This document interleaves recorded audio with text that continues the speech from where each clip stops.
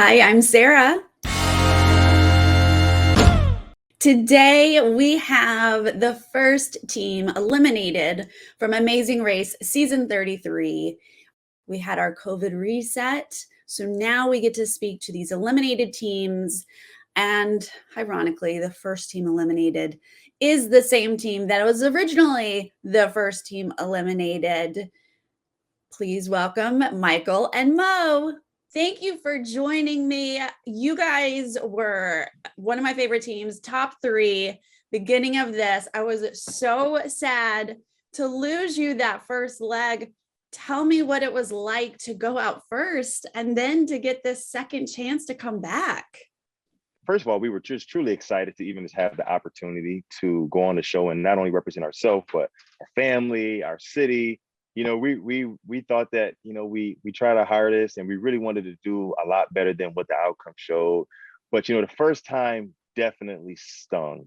It stung very, very, very bad versus the second time, but at the end of the day, between the first and the second time, again, we were just excited to just even be in a situation where we can travel the world. We can tell our kids one day, like, hey, look what daddy did. We went to all these beautiful locations and we just had a blast. When you got the second or the call to come back for your return, how long did you have to prepare? I mean, this was out of the blue for you guys, right? Yeah, it was pretty much out of the blue. We might have had a few weeks at the most to get ready. And I mean, literally we were scrambling, trying to make sure, luckily during that time we had both, kind of, said we were going to get in some better shape. So Mike had already, became a pro in bodybuilding. So he was in the best shape of his life. And I was just trying to get in some type of good dad shape, so like luckily at that time we were both working on our bodies and, not knowing that we were getting ready to go back on the Amazing Race again. So, during that time, when we found out, we just wanted to prepare mentally more than anything and just, make sure that we took our time and looked at each word and every clue and just try to do the best that we could. Okay, so you're in Switzerland, Mo. You're having to climb a mountain. It looked beautiful and it looked terrifying. Please tell me how it felt for you. Listen, I was so terrified. Luckily for me, Sherry was a little bit more terrified than me. So they kind of put the light on her a little bit more. But I mean, literally, I was shaking. And, but I'm going to be honest with you. Once I grabbed the clue and I was coming back, I felt like, okay, I conquered something, and it was bigger for me. Like, I'll be able to tell my kids and my grandkids, like, listen, granddad did something that he said he would never do. And he conquered it. You know what I'm saying? So even I don't know if you heard, like when I was going back, and I was passing Sherry and I kind of was, we're kind of inching by because it's like on a ledge. So it's even that was just like totally crazy to me that I'm trying to get by somebody on a ledge that only one person should be spitting on. First of all, we're trying to 4 people by because I got somebody with me and she has somebody with her. And when I'm going by, I kind of just said to her, hey, listen, you got this. We're not used to this from the inner cities of Newark and Buffalo. We're not used to being in mountains, but, you can do this, and she did it. But, and then, people ask me like, when they saw it, like, what made you, stop and talk to her? I'm like, listen, the first thing, the money is great, but I think for me and Mike, it's more about being good people, so, you weren't going to see us backstabbing people and trying to screw them out of things. And maybe that's why, in some cases we didn't, win the race, but at the end of the day, it's like, it's way more important for us to be, what we are, good people and civil servants first. Yeah. Well, you know what you did win? When you got off of that mountain, you drove to the clue box and you guys were in first place at this time. It's set under your names. First place. It did. And I'm not gonna lie, even though I knew we lost, I felt good. Mike, we didn't talk about that. When I saw first place, I actually was like, yo, we're in first place. We're in first place of the Amazing Race. That's right. Yeah. So then what happened after that? Where did it go wrong in Switzerland? Was it this belt challenge, or was it driving? Where did it go wrong?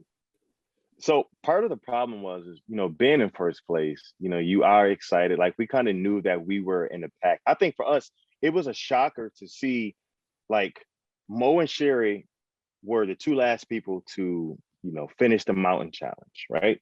So you look at somebody like Ryan, who, like I said, he was going up the mountain like Spider-Man. Mm-hmm. He was in first place. Now, when we go back to the trolley, we're like, wait a minute.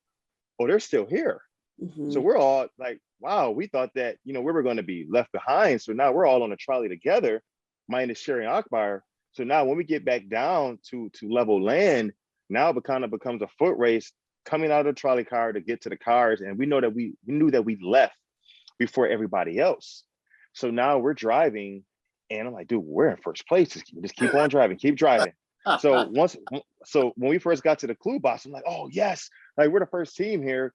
I think that we kind of got like caught in the sauce right there. So we started driving, and we went away from what our original game plan was to stick with the pack.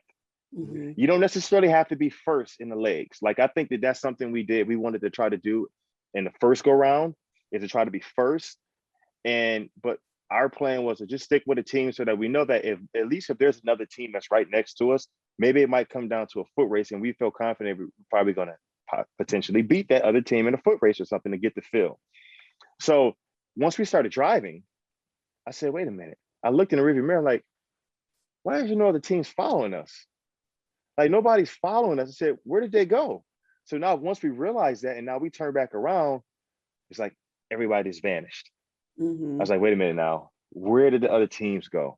I'm like, Mo, where did the teams go? I'm like, I don't know. We don't know. So at this point, we started driving back the opposite way. And as we're driving, we see in the route Natalia. Mm-hmm. And I'm like, oh, wow, where are they going? So at this point, I said, you know what? We probably should just stay with them. So then, we seen them actually drive to a location. We said, well, I think they must be knowing where they're going. Mm-hmm. So we followed them. And then the next thing you know, here we get to the belt challenge. So did you not even choose to go to the belt challenge? You just kind of accidentally ended up there? Basically. Well, no, we actually chose the belt challenge first. Okay. So, but we thought that we were going to the right location. Uh-huh. And that's when we realized, like, dude, we might be lost. Mm-hmm. This is not good. Do you think that it would have gone differently if you'd ended up at the toss challenge? Would that have made a difference? I think so. Yeah. I think like at first when I saw the toss challenge, I was like, man, this looks hard. Mm-hmm. But I think that if you just kind of like pay attention like a couple of times and you don't rush it, you can get it. Because it seems like all other teams didn't really have too much of a problem with it. I thought the belt challenge was the choice. It looked easier, go to that. And then all of a sudden, the teams that were dancing with a flag seemed to be in and out quicker. Yeah. Okay, there are photos of you guys and a large cabbage, but we didn't see this on the show. Was this a speed bump? What was this? Yeah, it was an extra speed bump we were given because, just to make the playing field fair for us being able to come back. Mm-hmm. It was a tough, not only a tough speed bump, but it was tough getting to the speed bump. We had to navigate our way and drive to that speed bump as well. So that was a little tough. When I tell you, I wish they would have shown it because I really felt like we killed. Oh, really? Oh man, we did it. Literally, it seemed like we were there for 5 minutes. Like, we got in there, Mike was just knocking those bales of hay down. So basically, he had to run in the cabbage, and he had to follow my voice to knock down. It was like almost like bowling, with you're in the cabbage knocking down bales of hay. And he followed my voice, and I'm a loudmouth anyway. So I'm yelling at him, follow me, follow me, follow me. Come here, Mike, come on. And he's just running after me. So he's running after my voice. And like as soon before he would hit me, I would just move out the way, and then he would hit the bale of hay. But literally, if I just stayed there, he'd have ran me over. But I would move before he hit the bale. Well, Mo is making it seem a little too easy, okay? This wasn't running. I was owned by that cabbage. Okay. This cabbage literally was tossing me around like a rag doll. And like a lot, I said before, like I always pride myself in being fitness. Like I thought that possibly standing up in the cabbage would probably be the way to do it. And literally I found out instantly, this is not how you do this. Like it literally started flipping me around in midair, and so then I said, okay, maybe I should try getting on my knees and pushing it. But like you can't see anything. And you really have to like trust your partner's voice. And like this, it was definitely challenging for me. So is that why you guys and Arun and Natalia were kind of set apart? You guys were a little behind the pack anyway because of this extra challenge? Exactly. Oh yeah. I mean, in fact, we were driving around for hours, it seemed like, just to try to even find the location. Mm-hmm. Like at one point in time, we were driving through Switzerland, and I thought we were going to drive off the mountains. Like we had got directions, and we felt like the one lady had kind of like gave us the wrong directions. I'm like, man, like where are we going? Like this cannot be the right way. And like literally, I remember we got to a point where we were like driving through the woods, and I looked forward. I said, man, if we go down a little bit more, we might not come back up. Oh, so literally at one point in time, I think Mo had to get out and actually instruct me so I could try to make a U-turn on a mountain that has this narrow road. You talk about scared. I was like, man, please don't let my foot slip off the pedal or anything. Like this is crazy. So wow. That was scary for sure. Now that you've run this race basically twice, was there something that you could have prepared for that you didn't know about or that you wish you had? See, with the Amazing Race, it's very, very hard to kind of predict what you're going to do. I think that, at first, like the first go around, we thought that, hey, if we get something really physical, we feel like we have a very strong chance at beating other teams. But as we found out, one thing you found out about the Amazing Race is that everything is not physical. It's really more mental. You could be a young team, you could be an older team, and this older team can go past you. And it couldn't have been, and it probably wasn't nothing even had to do anything with speed or anything. It's just the mental aspect and thinking things out properly. So right. And the musical tasks, there are musical challenges. I thought you guys were going to really excel at those. We wanted them. Right? My favorite part of leg one was you guys singing. Before we leave, is there a couple notes you can give me? Can you give me a little song? It's going to be hard to synchronize it, but I might sing something for you. If you want to see paradise, you should do it. If you want to do something new, you should do it. Perfect. Love it. Man. Thank you guys. Hold on. You want to know what's bad? Hold on. Here's something that's bad. Okay. This is our song, Different. It's called Different.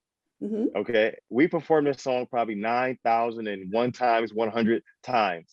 And I literally just forgot the chorus to the song. I said, wait a minute.